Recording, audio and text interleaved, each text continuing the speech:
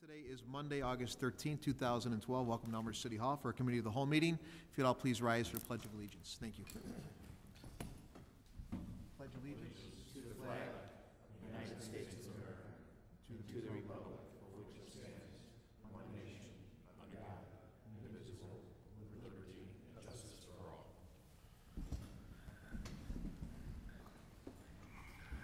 Before we go into our Committee of the Whole, no one has signed up for public comment tonight, but if anybody would like to speak, I would grant that at this time. Anybody would like to speak, please raise your hand and I will give a call. Oh, excuse me. To make this meeting official, I'd ask Clerk Spencer to call the roll. Hezek. Here. Dudenhoff. Here. Leader. Here. Dunn. Here. Graham. Here. Polumsky. Here. York. Here. Hipskin. Absent. Healy. Here. Levin. Here. Kennedy. Here. Morley. Here. Wagner. Here. Mulliner. Here. 13 present, 1 absent. 13 present, 1 absent. We have a quorum.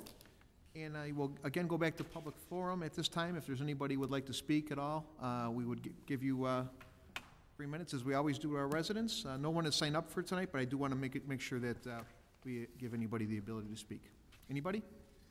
Okay, we'll move on to the first item on the agenda, which is basically the main discussion of tonight, which is the North York TIF. And we had our hearing last week, heard from the public, and now we're going to discuss that tonight. I would turn it over to City Manager Grabowski and our team here to go over this. Thank you, Mayor. I appreciate that. Tonight, what we'd like to do is discuss the term sheet, if you will, that we've distributed to the City Council previously, and that's regarding a revenue sharing agreement that we've been talking about with School District 205 and the Park District. As we've gone along through the process for the North York TIF, that's been a discussion point as far as the other taxing bodies. We've met a number of times with representatives from the school district, the school board, the park district, the park board, and we've come to a tentative agreement. And let me stress that to the City Council, that this is a tentative agreement that we've come to with terms of revenue sharing. The school board met last Sunday night and generally said we agree with the terms that have been listed out in there. However, we need to see the detail in an intergovernmental agreement. The Park District Board is meeting tonight to talk about the same, and so I wanted to have the opportunity to talk to City Council to make sure that we're on the right track here as far as the possible terms of an intergovernmental agreement. The school district's attorney, they hired special counsel for this, and he was in on the meetings with us. They've directed him and the superintendent to draft that intergovernmental agreement. I'd hoped to have a copy tonight, but they do not have one yet. I anticipate, I hope to get one by the end of this week with the school board's review of it, after the school board's review of it, so that we can have additional discussion about the actual draft document. We did send out a packet today, and I believe it was on the dais as well, with a cover memo from myself, another copy of the proposed terms for the revenue sharing proposal. And then we did go through the public hearing, the recorded version of the public hearing, and noted questions and comments from some of the speakers, and attempted to answer those, give the City Council some more information regarding those comments, and we'll make that public, or make it a document tonight available to the press and also on the website. And then some attachments that related to a number of the questions or comments that were brought up last Monday. That will be further discussed. It's on the DPZ committee agenda for tonight to review those. It's also my hope that after we discuss the terms of the revenue sharing agreement, that we take the intergovernmental agreement to the Development, Planning, and Zoning Committee for their review, as they've been reviewing TIF items for well over a year now. Makes sense to continue with it at that committee. so that they can review it and recommend it back to the city council. That schedule has yet to be determined. Obviously, once we receive the draft intergovernmental agreement, we'll be able to kind of lay that out, and I'll talk to the chairman of the committee to try to work through that if it's okay with the city council. So we can go through it term by term here and ask comments or questions then or at the end, either way. I'm good, but what I'd like to do is go through and explain each of the provisions, and then we can have conversation. So starting with the first one, it's a declaration of surplus from the Lake Street TIF 2 fund. And what we would do is within 60 days of the execution of the intergovernmental agreement, we would declare a surplus of $1,500,000, which would be distributed to all of the taxing bodies that are in the TIF. That portion to School District 205 would be just over $1 million, and that portion to the Park District would be $84,975. Next, it's a provision that relates directly to the proposed TIF 4, or the North York Street TIF, and that is after year 10, so starting in year 11, we would declare 10% of the increment that's collected as surplus and distribute that out to the taxing bodies. There was a table attached to the proposal.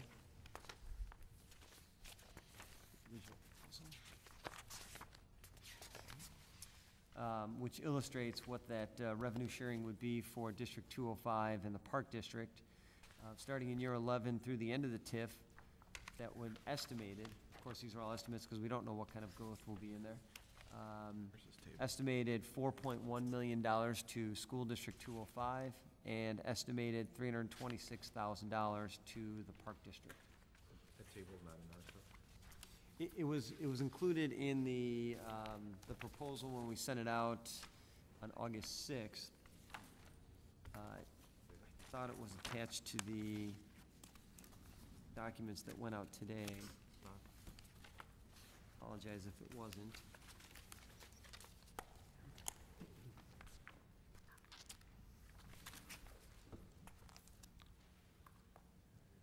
Mike, can we get copies?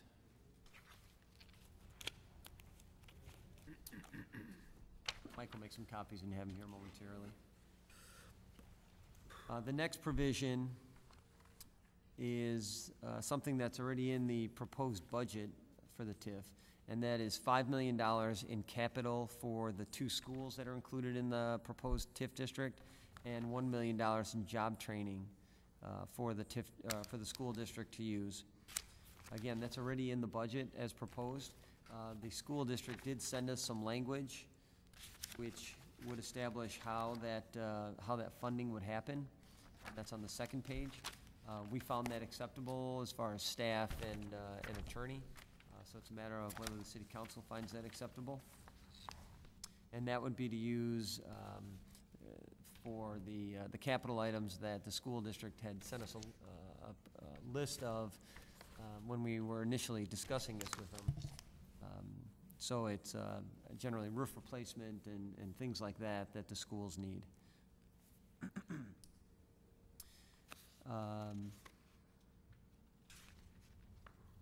Couple other provisions in there, the term of the agreement regarding any changes in law that may happen, so it doesn't affect it, and then support for the TIF, basically asking them to waive their right to challenge the TIF to the future. So, all, to kind of recap the financial portion of it, we would share part of the increment with the taxing bodies. We would declare surplus right off the bat from TIF 2, and what that does is it helps the districts in the first 10 years, where there's a gap, if you will, of no revenue sharing from TIF 4. So we would declare that surplus of $1.5 million, and then include the capital and the job training funds within the budget. And that's the proposal that we've discussed with the 2 bodies. Again, the school district talked about it last Sunday, and in principle has said, yes, that seems acceptable, but we need to see the details in the intergovernmental agreement, and the Park District is meeting tonight to discuss those. Very, very good. I'll open it up to discussion. Actually, I have a question right off the get-go. I know one of our constituents asked about why are there two schools actually in the TIF? And the question was almost derogatory, as if this was a bad thing, but it sounds like we're putting these schools in the TIF district so that we can actually help them. And that $5 million in capital is our dollars, basically future dollars that will be allocated to those schools for improvements, gymnasiums, roofs, anything they would need to do capital-wise for those two schools. Is that correct, Mr. Grabowski? That's correct. If the schools were not in there, they would not be eligible for expenses from our budget, from our TIF capital budget. They would have to use surplus or some other funds to make any improvements to those buildings. Okay, very good. And those dollars are really earmarked for, I believe it's Churchville Middle School and Conrad Fisher Elementary School, which are the two Northside schools that are adjacent to that area we're looking to redevelop and kind of bring in Elmhurst. You know, a lot of the people up on the north side, they feel they're neglected up there. They have almost a different type of a community up there because they don't have the tools in place like other parts of our town has. Our downtown has a TIF and an SSA all included within it. St. Charles and 83 is a TIF district, and you look at those areas in our community that were behind the times years ago, and the forefathers, going back to Mayor Garrigus, Mayor Quinn, Mayor Marcucci, all had city councils that had the leadership and the vision to put tools in place to grow. So, but we also, I think, they're good stewards for the schools. They when the schools had challenging times, they were there to listen, and I think we're listening just like they did. And it sounds like we've got a very comprehensive plan, which we, you know, this is not a mandate that we have to do. This is something we're doing, I think, because it's the right thing, and that's how we do things in Elmhurst, you know. So, Alderman Brand, you have a question, discussion? Thank you, Mr. Mayor. I appreciate the opportunity to ask some questions on this, even though it's the same information we've had for a week or so. I would have liked to have seen the intergovernmental agreement before having such a discussion.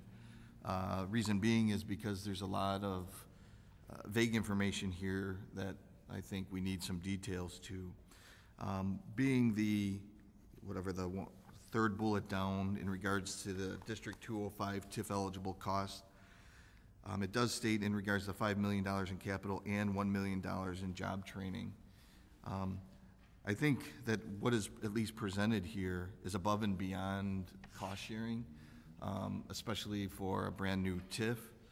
I don't see the relevance of providing, to be blunt, $1 million in job training.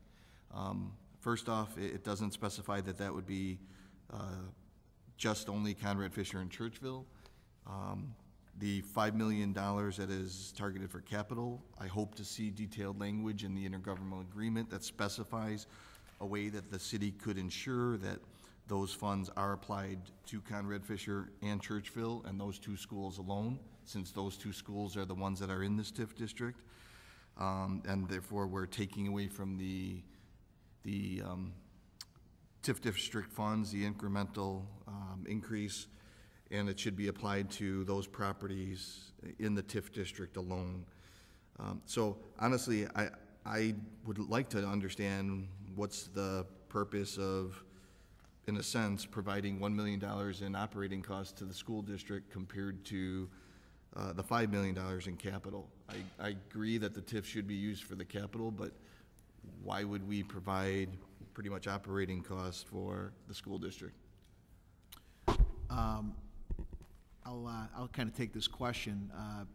We were looking at ways we could help the school district, and one thing that they have up on the north side in the TIF district is a transitional education program, and this is a program that helps kids with IEPs, special education, that are 18 to 22-year-olds, and it's a program that helps these children deal with life skills, transition into the workforce, because our districts by law have to educate our kids till they're 22.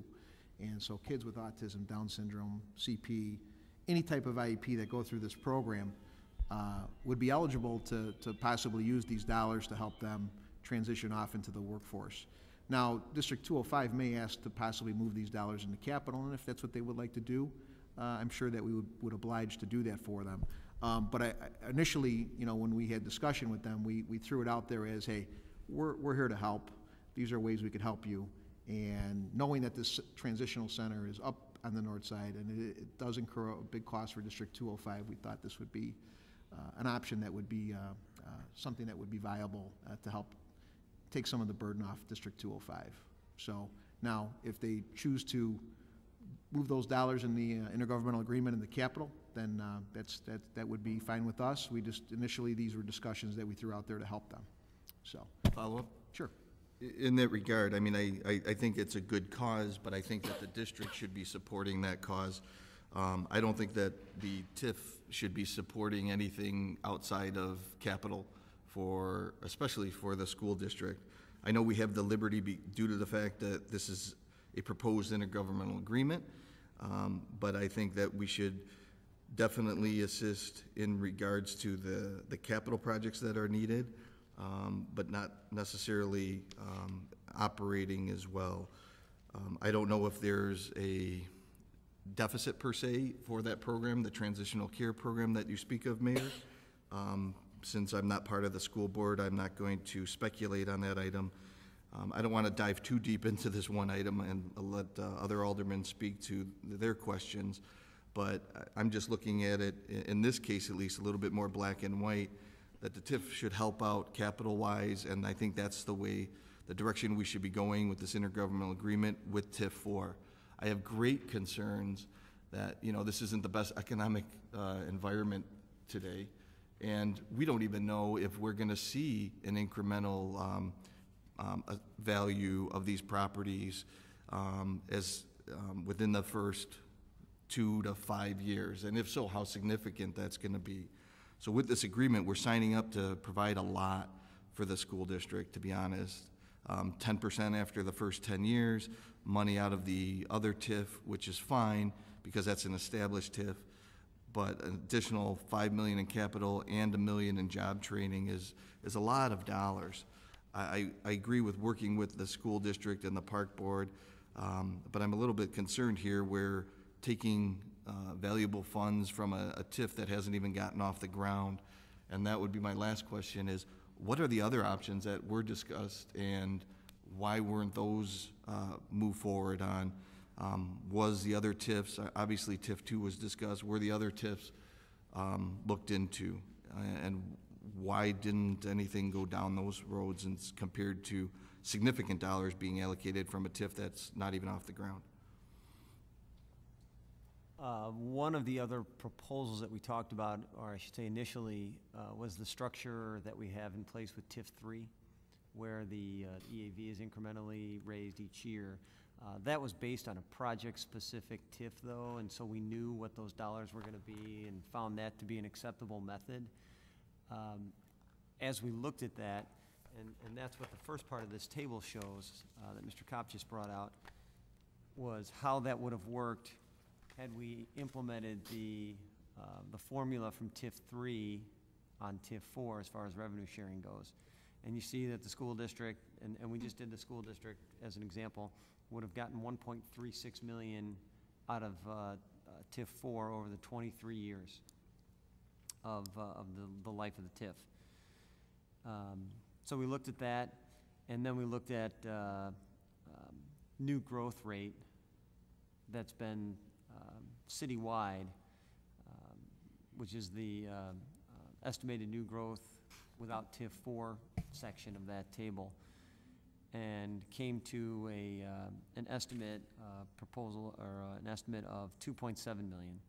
And we got to those two numbers because in our initial discussions with the school district, that was their concern, that they wanted to see some kind of formula like TIF 3, and they didn't want to lose out on any new growth. So what we did was calculate those two and come to the total of $4.1 million, which is what they would have gotten between those two formulas. So then in talking to staff, we thought that an increment sharing basis was a very simple way to approach this. And again, it's an estimate based on what I would call some conservative growth. If the TIF grows quicker than what we estimate, then that 10% obviously increases. The dollar amount increases because it's 10% of a larger dollar. So there's an upside to it for everybody in that if the TIF does very well, then they'll be getting more than the 4.155 million. Get an additional dollar based on the estimated property tax increment. So those were really, once we started with the percentage of increment and talking about that with the other taxing bodies, everybody was comfortable with that, and so that's the formula that we settled on. Mr. Grabowski, can I ask a quick question? I know you mentioned that the .53 was based on the commercial average throughout the whole city, but we know that this area has been lagging substantially. If we use the projections based on the 10-year history of what that North York TIF is currently doing, what kind of dollars it would be looking at roughly? Well, we looked at three calculations. We looked at the citywide growth in commercial, which was 0.53%. We looked at Addison Township, which is most of the North York TIF, and that was 0.48%. And then just the TIF area alone was 0.18% growth. So we took the best of that to calculate for the school, or the other taxing bodies, what that estimate would be. I don't have, Mike, what's the number for the 0.18% growth? 917,000 versus the 2.7 million. Big difference. So we're using the highest figure possible on new growth that would be coming in, and we based it on the average of all the commercial throughout all of Elmhurst, when in reality, you know, what's currently coming in over 10 years was 900,000. We're using 2.7 million, so I think we're being pretty aggressive, you know, to try to help the schools. And I appreciate you explaining it, because I know that, you know, that's important for all of us. Alderman Healy. Thank you, Mr. Mayor. And Mike, if you'll indulge me, I have a few questions that are quick answers that'll just kind of set things straight for me, and they build off what you were just talking about. So, assuming that we don't, if we were to not do this TIF, based on the calculation you just discussed, at the highest possible rate based on the previous 10 years of 0.53, the school district would receive approximately $2.8 million in new growth coming out of the TIF, the proposed TIF area. Is that correct? That's correct. Okay.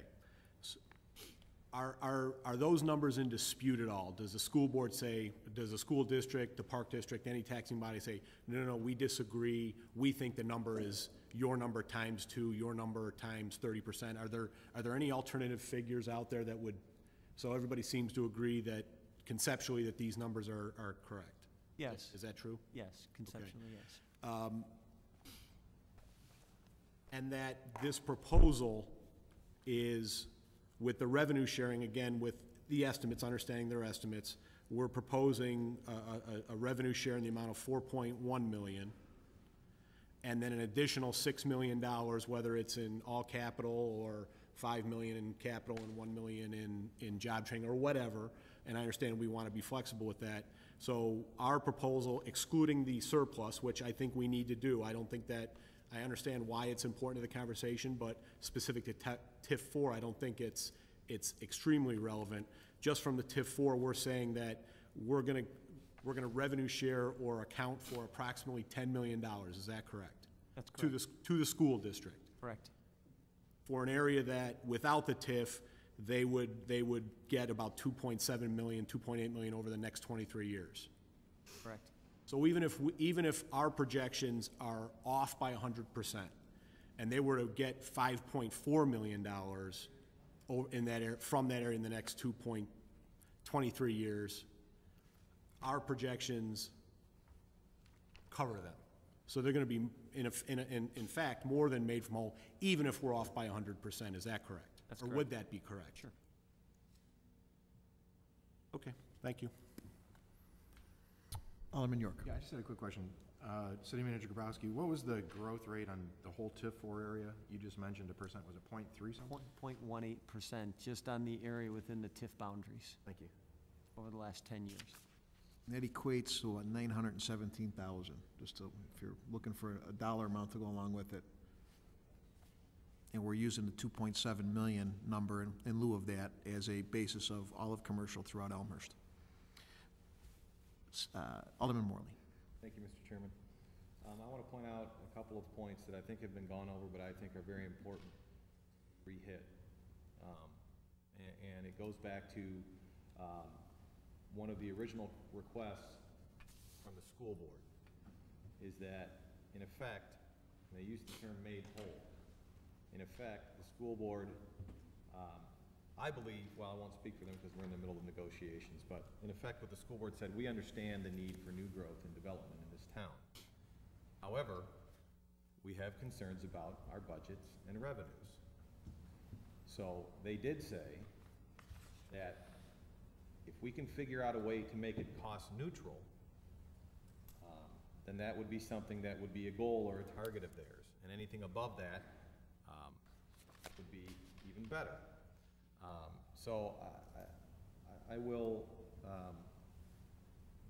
I want to take the $1 million that Alderman Healy put over here. I want to bring it back into the conversation short term.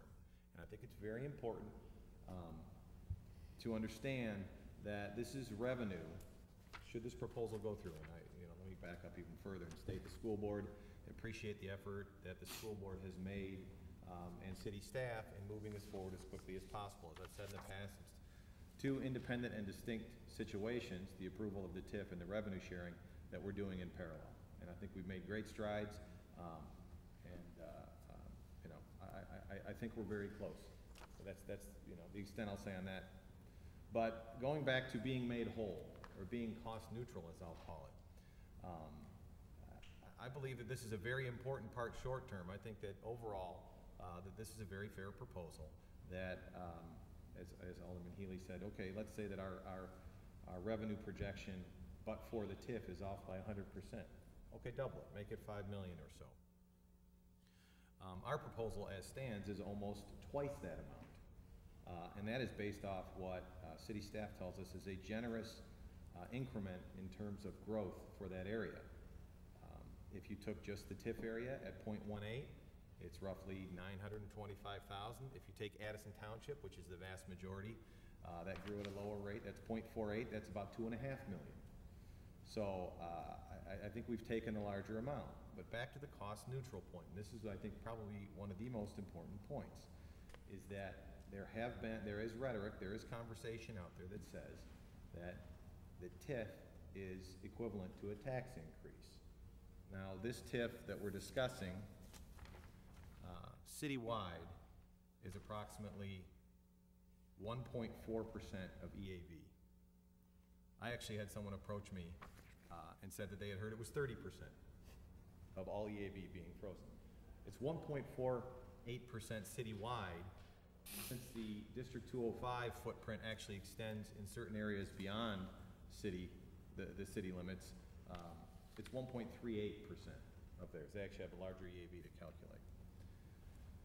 I think it's very important that people understand that this is as cost neutral, actually, or better for the fellow taxing bodies. And that's very important in the sense that when people say, well, you're just going to increase my taxes, the allowance through other TIFs to release surplus, and all these TIFs were discussed, I think, before anybody here was on the dais. It gives us the opportunity to create this TIF district, make it cost neutral not only to the school district, but all taxing bodies, since the surplus is released to all taxing bodies. It allows to make that cost neutral while creating this, and gives us the opportunity to further develop that area of town. So I think there's been a lot of work done on this by city staff. I think this chart, there's a couple of numbers here that are very important. Not only is the but-for EAV growth in here at 2.7, in addition to the cap. Those were added together to get to the 4.1. So I think it's fair.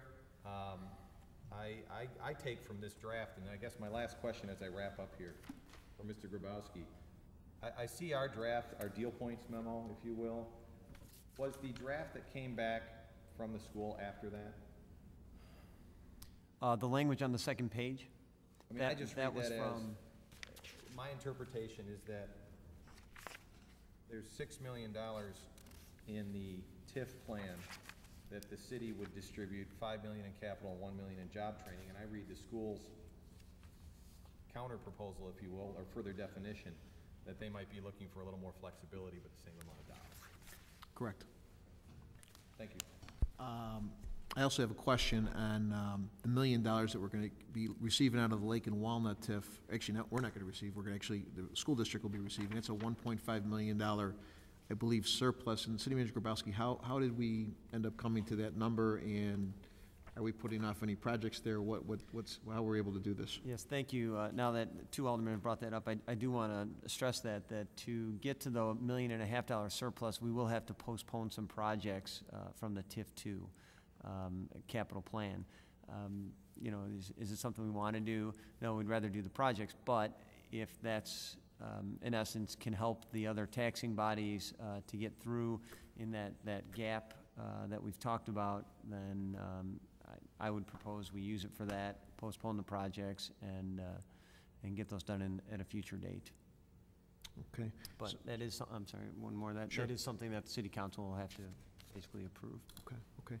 And this was kind of in response to the district saying we do need some dollars short-term, us wanting to be able to not tap into the new TIF right away, which doesn't have any increment to really tap into, but trying to accommodate really our other taxing bodies, trying to accommodate their needs in the short term, but also ensuring that in the long term, this TIF takes off and is viable and there's increment there to share. That's correct. Okay, very good. Alderman Mulliner? Yeah, I want to just thank all of the taxing bodies, because I think this has been a long process, and I think we're close. We're not quite there yet, but we're close. It's dotting the i's and crossing the t's now, and I think we've got a very good agreement, and I hope the public really understands that this shows a real good intergovernmental agreement and a real good cooperation between the different government agencies. A lot of communities, when they do TIFs, basically say, well, you know, we're the city and we're going to do what we want to do, and we're not going to worry about the other taxing bodies. And I think this really shows a good faith effort to try to make sure that all taxing bodies are kept as close to whole as possible, and at the same time giving us an opportunity to do some serious development where it's needed in the north end right now. So I want to thank all the staff and for all their hard work on this, because it's been a long haul, but it's well worth it. Absolutely. Alderman Dunn. Thank you, Mr. Mayor. Just to try to clarify 3 different scenarios of appreciation. I think one of your columns that city manager shows the base plus new growth starting out at $32 million of value for that segment of the city and growing at a fairly slow rate to reach a $36 million estimated EVA at the end of that period. The second scenario, using the 3% cap rate, in the first column, again, starts out at around that $32 million and gets us to a $64 million EAV, which we believe is pretty conservative compared to our experience with other TIFs. I think what we've seen in other TIFs is a 3 to 4 times growth in the EAV over that time period, which would put us from a 32 million to about $120, $130 million value for that property. Mm-hmm. So I just want to clarify that those scenarios are accurate. We have a very slow laggard scenario, just extrapolating from what we've seen lately in the city as the first scenario. We have another scenario that is a little higher growth than that is something that the school district was suggesting. But I think in reality, we're expecting, based on our experience, to see something like 4 times growth. Is that the way our analysis is panning out right now? Yes, in our experience from the 3 existing TIFs, we've seen the 3 to 4 times growth scenario. but we like to be conservative and use a little bit lesser of a number in calculating that, and be surprised towards the end as we see that 3 to 4 times growth rather than, I mean, even at double growth, you're still doing very well. But our experience has been 3 to 4, even more than that in each one of them, growth over the years. Good. Chairman Wagner, you had a hand up before? I did, Mr. Mayor, thank you. I'd like to echo Alderman Muller's comments. I think that the term is playing nice in the sandbox comes to mind a little bit, and I think that this is a very rich contract, or tentative agreement for the other taxing bodies. I think it's the right thing to do, and I think if they fully understand how the TIF vehicles work, they should be jumping up for joy. I think it's a really, really nice tentative agreement, and it shows good faith on our part to work with the other taxing bodies. The question I have, this might be for you, City Manager Grabowski. The other towns, villages, cities, Palatine, Aurora, Evanston, and Glen Ellen that have incorporated a TIF, did they have an intergovernmental agreement written for that, or is that unknown? The ones that have recently been approved that we've seen, we have not, we're not aware of any intergovernmental agreements like this with their fellow taxing bodies. Okay, that's all I had. I would just also comment, we've kind of gone this one on our own because we haven't found any examples to really model it from. That's why other towns actually, when I talk to other mayors, they call me and say, how does Elmhurst do TIF different than everybody else? And we do different because I think we are open to what the other taxing bodies' needs are, and that's not only kudos to us, but it's kudos to the prior administrations that served before us because they've been workable. You know, districts have come to them in the past and with their needs back in 2004, they said we need help, and the city council stepped up and helped them. And you know, we're building annuities for the future for our kids, and that's what local government does. So I think we're doing a good deed, and I don't know, Alderman Gutenkopf's got her hand up over there, would like to say something. So Alderman Gutenkopf, take it away. Thank you, Mr. Mayor. I think it's wonderful that we're able to have these discussions with the other taxing bodies and come to an agreement that everyone's comfortable with. I'm anxious to hear what the Park District agrees on after their meeting tonight. I'm a little concerned that we're talking about this without getting feedback from them on the proposal. I certainly hope that we have an opportunity to respond to their comments, and that would be next week, which is cutting it a little tight. But it's just unfortunate timing that they're meeting tonight, because I really do want to hear the Park District's response to this. I think that we've got beautiful numbers in front of us that offer the other taxing bodies big chunks of money. I'm really concerned about the underlying assumptions that bring us to this $10 million that we're going to be able to give to the school district. We developed 3 other TIFs in a great economy. We were able to watch those property values grow during a time of tremendous growth in America. This country's changed.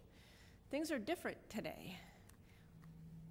We haven't talked about what's going to happen if we see less than this projected growth, or if there's a drop in the EAV below the frozen base.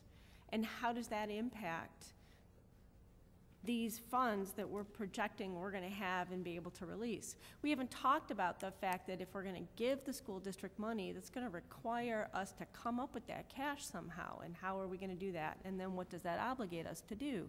I think these are really important questions. We've talked about how wonderful it is that we're going to be able to give this money to the other taxing bodies, but we haven't talked about what it's going to cost us to do that.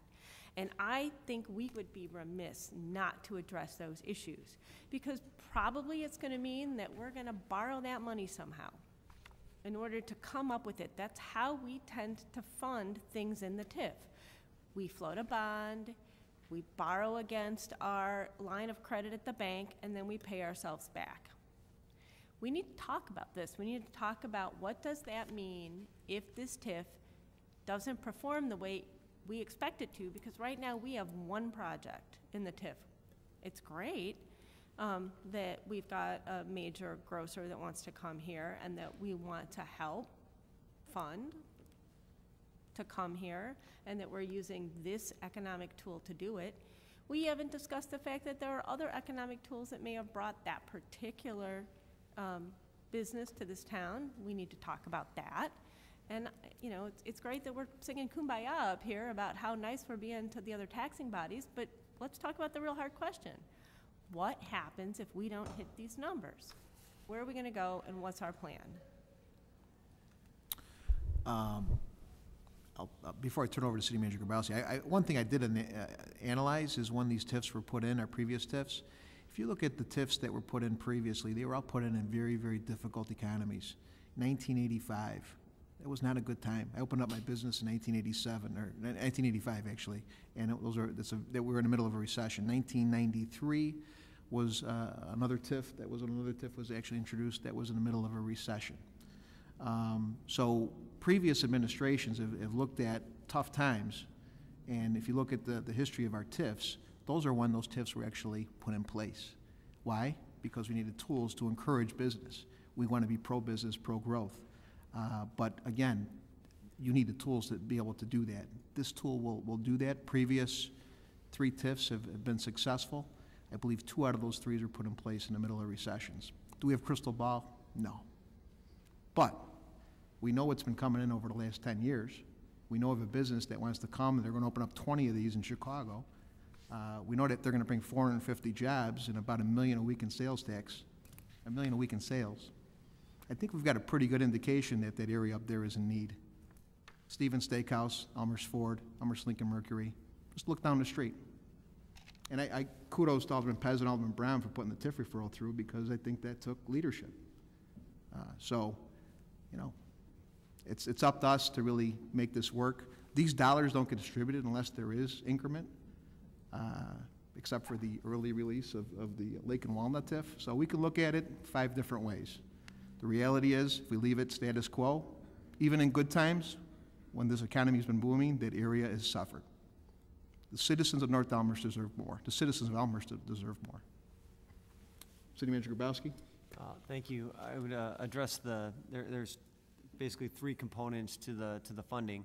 The first is TIF 2, the $1.5 million release. That's money in the bank.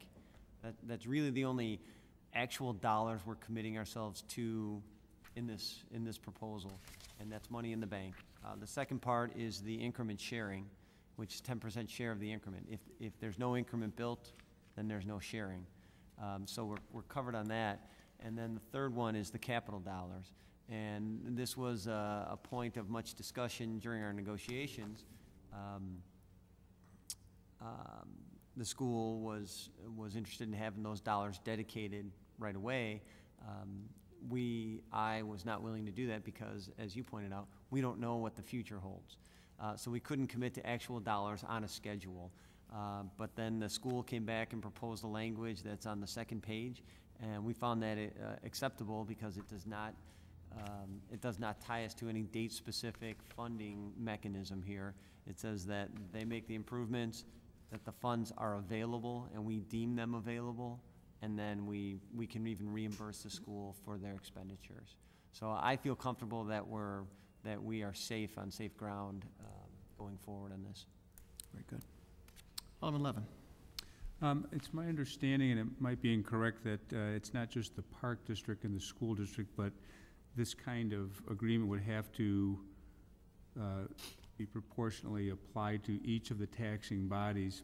Has there been any discussion or communication from any of the other, although smaller taxing bodies, with respect to the proposal that's been developed between the city, the Park District, and the school district? We haven't contacted other taxing bodies yet. The school district, the Park District, are obviously the most impacted in Elmhurst. The other ones are more county or regional wide, the townships, the community college, the county. But that brings up a good point that I was going to talk about in a little bit, was how this happens, how this mechanism happens. Essentially, we have to sign one intergovernmental agreement with the school, which then puts the TIF 2 surplus in, and once that's established, that gets distributed among all taxing bodies, so we don't need to have an agreement with them that will do this. And for the revenue sharing, it's the same item because that's declared surplus, and by law, surplus goes to all of the taxing bodies. So we have not contacted them. As I said, the school and the park district are the two biggest players and most local to us, so that's why we've had the discussions with them. Well, I think they're gonna have to go along with it, no matter what, if the school district and the park district are on board. I'm just wondering if you heard any communication that would suggest they have any concerns that haven't been addressed by the school district or park district? We've not yet. I wanted to get a sense from the city council that we were on the right track before we really started putting that word out, but certainly we can contact them this week and get their feelings. Thank you. Alderman Pezza. Thank you, Mayor. I've got about 6 or 7 points that I'll try to make quick, but first, thank you for the kudos, because I have our original referral in front of me from January of 2011, and as I read it, I wholeheartedly agree today still with what this proposed. The only difference is what we're dealing with today is not what we proposed. There have been changes. But that's for later in the conversation. That being said, I do want to make it clear that our original proposal did state that this should be north of North Avenue. We asked to examine that whole area north of North Avenue. We left it up to the professionals to decide what was considered blighted, what pieces qualified. The difference is never did we mention coming south of North Avenue. That is the proposal we're dealing with here. That is what we are basing this intergovernmental agreement on, is the inclusion of properties south of North Avenue. So I do want to make that piece clear that while I totally agree with my original referral, and I would only want a TIF to be a win-win for everybody. I mean, I think it's awesome if we can implement a TIF and have it create jobs and new development and growth and help the schools and help all the bodies. To me, that's the point of having a TIF. It should not only be to help a developer. That's for me not what it should be about. Alderman, to that point, is the school district said anything about putting HAN in? Has that been an issue, or just out of curiosity? Because I don't, in our dialogue, I don't think they've actually brought that up as a problem, but. Well, initially, we talked about it. At the most recent meetings, it has not been brought up in conversation. Okay, so again, with the district, Yeah, I as far as the other understand that. taxing bodies? Yeah, I understand that I part. think we're okay. But I just wanted to make clear the air, because that, Yes. I think it was a point of Well, concern for the right. district. I know, as long as they get their money at the end of the day, they probably don't care what we put in there. That's beside the point. You know, I have a question about the draft, the first item, declaration of surplus, Lake Street TIF 2. I guess there's a piece of the puzzle missing here, because in my 3.5 years serving, I've been told the whole time prior to Mr. Grabowski, especially by City Manager Borchert, that there were no plans for TIF 2 because of the economy, and that nothing was happening there. So I'm not sure why we're now saying we're going to put some project aside when we've been told this whole time that there were no plans. Little confusion there. And just to be sure, I did not get a chance to look at my budget book. So the 1.5 million surplus is line item in the budget under TIF 2, as it's there, it's surplus, it's waiting for us. It has not been declared surplus. No, it's in the budget. It would be under project line items. Tom, correct me if I'm wrong. That would be under project line items, not surplus. But the money is there to be distributed. So, The money is in TIF 2 okay, once we declare it surplus, great. yes. Okay. I think Alderman Levin asked one of my other questions. The other question is, since the park board is meeting this evening and we still haven't seen an actual draft from the school, what's our plan as to how and when we will be able to discuss both bodies' final drafts? Will we have another committee of the whole next week? What's the plan for that? It's a good question. I'll let City Manager Grabowski handle the scheduling here. Depending on when we get the draft intergovernmental agreement and going on a presumption that the council directs one of the committees to review that, I would ask that chairman to maybe schedule a special committee meeting to review it next week, and then call a committee the whole the week after that, on the next committee night, so that the city council can review that.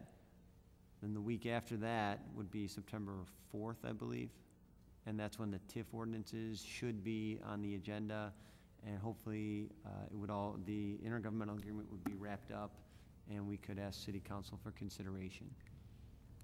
I guess then my last point is, when the 3 ordinances are before us, I'm assuming it will all be in one evening, and at that time, will anyone be present from the school or the park if we have further questions or discussion regarding changes? I mean, will there be a time to address any changes proposed for response from the school and park? We will certainly make that time. I can ask somebody from the school or parks to be here to answer any specific questions that you have for them. But I said we'd like to have this ready for September 4th. There's nothing in state statute, just so everybody's clear, that requires it to be approved at the same time that the TIF ordinances are approved. That's our goal, though, is to have it all done, wrapped up at the same time. Okay, thank you. Alderman York. Thank you, Your Honor. First of all, I'd like to extend a thank you to city staff, to the committee, and to the other taxing bodies for working through us with this. Initially, there seemed to be a lot of to-do about it, and it seems like through some hard work and putting our nose to the grindstone that we've come up with an acceptable plan to move forward. I think this is a perfect illustration of how Elmhurst is a characters count, or character counts, not we're characters, but how a character counts city works. I look around the dais here and I see a lot of us who have a kid or multiple kids in 205. And from the outset, this was a concern of mine, because I don't want to hurt the schools, because the schools bring value to the community, and ultimately the ships rise and lower with how strong the school district is. So I think this is a very good agreement. I'm hopeful that we can get it all in writing. I'm excited about it. I think the one thing that we forget too is we look at the $32 million, which is where we are today in the capped EAV value, and that's the properties that are right on York Road and everything that we're talking about. But there's a whole other area around this TIF district that, in my opinion, has a real potential to explode here and give the other taxing bodies some additional revenues that we really aren't taking into consideration. I know we have to estimate for what we can estimate, but I think we have to look at that too, and look at the neighborhoods surrounding that North Elmhurst area and say, boy, we've got a lot of things that can improve their home values, and so on and so forth. And so I'm hopeful on that, and I like the agreement because there's nothing on the come here. If EAVs don't increase, it doesn't cost us anything outside of the $1.5 million that we're talking about on the surplus. So I'm happy with it. I hope that we see the end of this thing pretty soon with a finalized agreement and everybody's happy. Thank you. Thanks, Alderman. Alderman Plumsky. Thank you, Mr. Mayor. I also want to thank city staff for their work on this and the discussions with the other taxing bodies. To Alderman York's point, I agree. I think that this goes beyond just developing North York. And once we first began discussing how we could share revenue for capital projects with Churchville and Conrad Fisher, it became clear that we can really redefine the whole north side. It's the schools and North York, and it's going to improve the entire area, make it more desirable for families to want to live there. So overall, it's a fantastic opportunity for the north side. And overall, I don't see any downside. As was pointed out, if we don't have the increment to share, we won't be sharing it. And I'm looking forward to hopefully moving forward with this. Very good. Thank you, Alderman. Alderman Healy. Thank you, Mr. Mayor. One comment and then one final question for me at least. The comment, and it's been raised by a couple aldermen, there's a concern, you know, the saying the devil's in the details, and until, you know, I'm sure it's our lawyers talk to their lawyers who talk to the Park District's lawyers, and we all get an agreement that I think the framework is there. I certainly think the framework is there, and I certainly think the numbers, as presented, if they work out, make sense. But the devil's in the details, and I also would like to see, you know, how we're gonna pay out this $6 million when. I mean, that is important. So I think that's something we obviously need to see, and we will. I'm confident of that, but we don't have an agreement until that happens, and I think any taxing body would say that. As for my question, I'm fairly educated on the TIF process and the tax cap process, but if we were to, and I know Hahn Street is a concern, if we were to include that in TIF 4, develop it, pay for its costs, and then say potentially release it from the TIF early, how does that work for the other taxing bodies, specifically the schools? Is that release governed by the tax cap, meaning if it goes from 0, which the EAV is now for the Hahn Street, and it suddenly jumps to, and I'm pulling a number out of midair, $5 million, does the school realize that benefit right away if we were to release it in this example, or is that held to a tax cap of, you know, CPI, or help me understand that whether we end a TIF early, a TIF ends on its own whenever, or we release property, what's the process for the other taxing bodies to realize the benefit? I'll defer to Alderman Mulliner, who's anxiously has his hand up to answer that question. Yeah, that's the beauty of the TIF, is that a TIF environment is such that the property is capped at a certain amount. When we release that property to the other taxing bodies, they get new growth. It's not considered on top of their cap, it's addition to their cap. So it's not just that cap that they have to work within. So if it's an additional 5 million, they get the additional 5 million, then from that point forward. And it's one of the benefits to doing the release of surplus for the other taxing bodies in a TIF rather than releasing things early, because they can continue to have that on top of it. But once it's released, then they start accumulating just the 4% growth. Thank you. Alderman Brown. Thank you, Mr. Mayor. Just want to wrap up some of my additional questions. The first one being the declaration of surplus on TIF 2. I agree with Alderman Pezza. I'm not aware of what projects we're necessarily postponing here. I know that, you know, if that is the case and we are postponing projects, I hope that does not equate to further down the line of extending this TIF as well, because I think that will hurt the other governmental bodies. So if there's important projects that need to be done in TIF 2, I think we need to be careful and balance what we're doing and the decisions we're making, so we don't come down the road and say, oh, now we need to extend this TIF.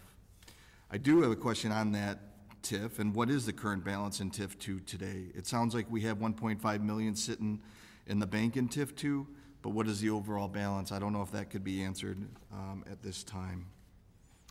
That TIF, from what I remember, because that was the TIF that we released funds out of back in 2010, I want to say has been accumulating a surplus of roughly around $600,000 a year, I want to say. Does that sound right, Tom Trezine? Is that about right, 600,000, 700,000 a year in surplus? On an annual basis. So that's where those dollars have, you know, we gave a release of surplus back in 2010. The school district realized 434,000 of those surplus dollars. Park District realized, you know, I think 50 grand, 60 grand, something like that, 64,000 sticks out of my mind. So annually, you know, that's built up over the last couple of years to be at about a $1.5 amount. So 1.5 is the current balance that we have in the TIF fund? That's correct. Okay, so there's nothing in excess to that is what we're stating? More or less correct, yeah. They're minimal dollars. We're not talking, I'm not squabbling over pennies, but yeah, exactly. More or less.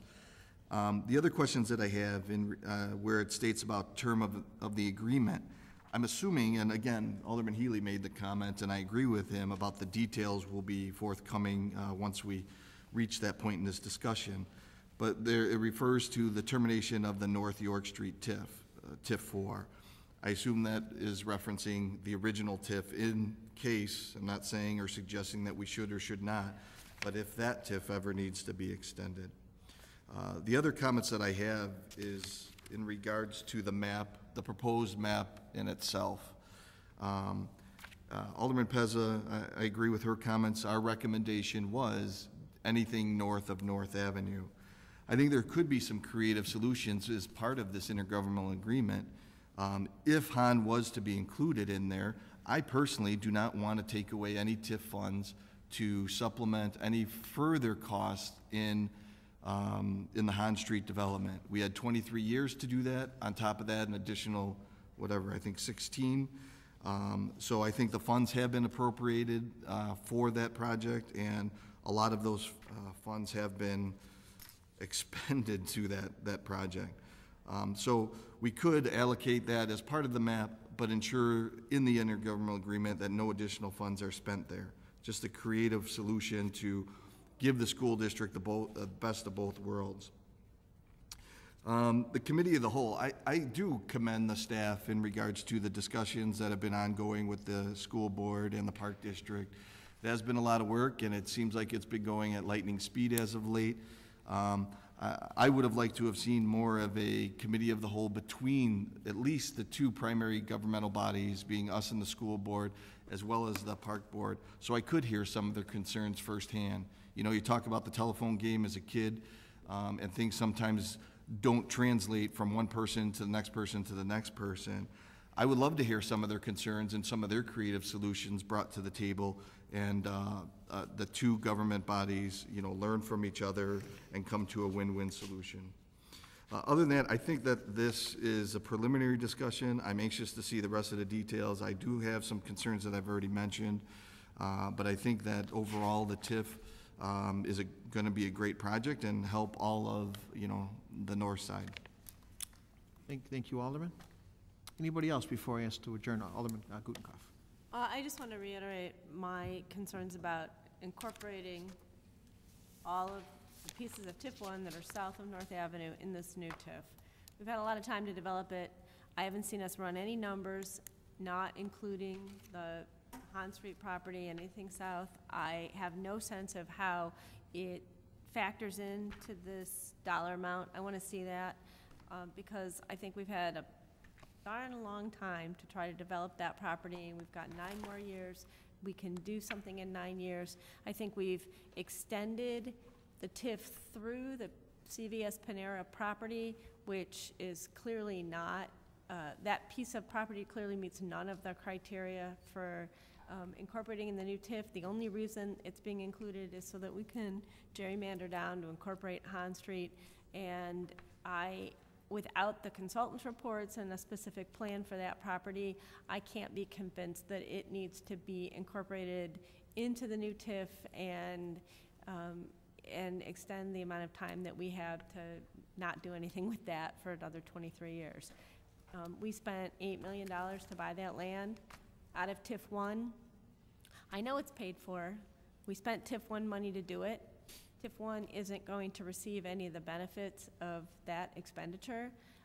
I don't think that Alderman Pez and I got a very clear, comprehensive answer to our question about how TIF 1 can benefit from taking that property out of TIF 1 and putting it in TIF 4, because it was TIF 1 dollars that were spent to buy that property.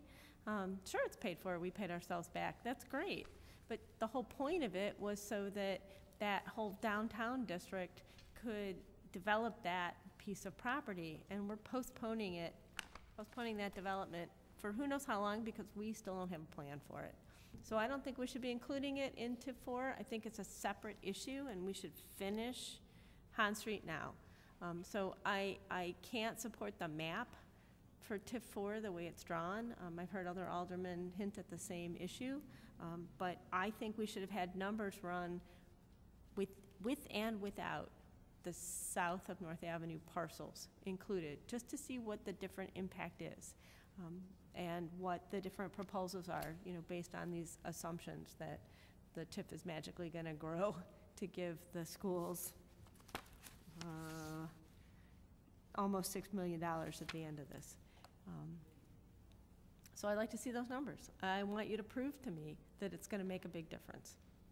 And to tell me that you can't run those numbers makes no sense, because we've got other numbers that are based on the same projections.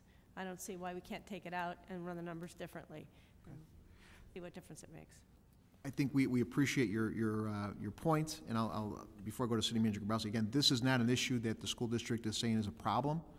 So, you know, at the end of the day, we don't have a plan for this, or we're going out to a consultant. We're asking for that consultant to bring us back what he thinks would be highest and best use.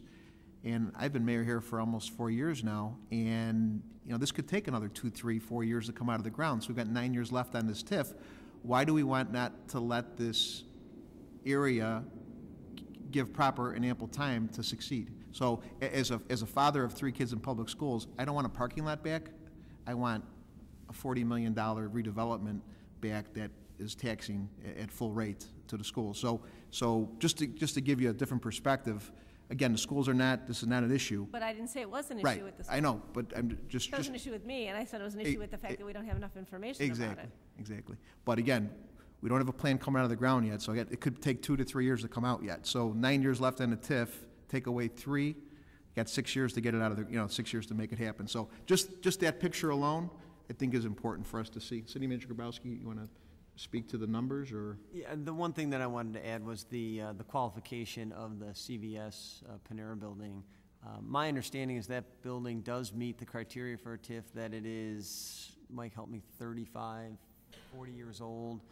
There's a new skin on it, but as far as qualifications for the TIF, it does meet that. That's not, I mean, we incorporated it because we do have to be contiguous in the TIF. And as you said, we did reply to the questions, and if you want to give us some parameters on a development to use, we're happy to run numbers for that. We just didn't want to get caught in a situation where we use one set of numbers and somebody argues, well, you should have used this numbers and these numbers, not those numbers. So we're happy to do that. Follow-up? I could argue that now. I could say that you should use these numbers, not those numbers. What does incorporating the Han Street parcel have to do with that? And that's not a response. Well, specifically, you asked specifically to run it for the Han development, and we could use what Morningside had proposed, and run it as that, if that's acceptable. It seems like that would be the only solid numbers we have from any particular proposal that might have happened on that property. It's got to be incorporated into these numbers somehow. So what numbers did you use for the Han Street property here? Just take them out of this. I mean, somebody made assumptions based on what that property was going to be worth when calculating the change in EAV for TIF 4. So somehow somebody said, this parcel's going to be worth this, and this parcel's going to be worth that, and we take out that land, and that gives you numbers not incorporated the property south of North Avenue. There's a basic underlying assumption here for the property and what it's worth and what it's going to become. I don't think we use project-specific numbers on each parcel, but we can for the Han Street, and we'll do that, and we'll get it to the council. But if you didn't use project-specific numbers, you've got a giant piece of property. It's worth this now, it's going to be worth that in the future. We're going to cut out a piece of the property, so this much is going to be worth that now and in the future, and the piece we cut out is worth that. If you make an assumption about the land, it doesn't matter. You made an assumption somewhere, you peel out the piece and come up with new numbers. We'll get those numbers to the council. Thank you. Alderman Pezza? Thank you, Mayor. I guess the lesson learned here is I think we need to be really careful what we do with this and how we do it. TIFs are under a lot of scrutiny right now. I mean, you could pick up any paper, cranes, anything. I mean, there's bills right now in the House and the Senate looking to change TIF laws. So I think what we do here, especially with this Han piece, I mean, we may be an example for people to say, this is how a TIF doesn't work. If somebody thinks it's going to take 52 years to reclaim their money on one piece of property, that's an example of how a TIF doesn't work, and I don't want to be that example. So I think we need to be very cautious as to what we do and how we do it, because I don't want to be the headlines. Very good. All righty. With, we'll end up this discussion and go into committees. At this time, it is for a motion to adjourn. Alderman Morley with a motion, Alderman York with a second. All in favor, say aye. Aye. We are adjourned to committees.